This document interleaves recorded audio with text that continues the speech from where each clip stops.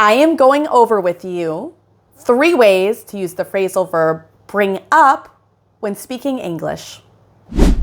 The first and probably the most common way that we use bring up when speaking English is when we use bring up to mention or to start talking about a point or a topic. We could use it, for example, to say, she brought up an interesting point during the meeting. We could also say, don't bring up politics at the dinner table. The second way that we use bring up when speaking English is when we use bring up to mean to raise a child. We could say, for example, he was brought up by his grandparents. Or we could say, they are bringing up their children in the countryside.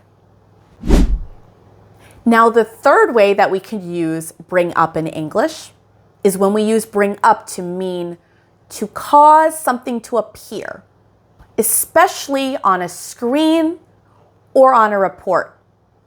For example, we could say, click the icon to bring up the menu.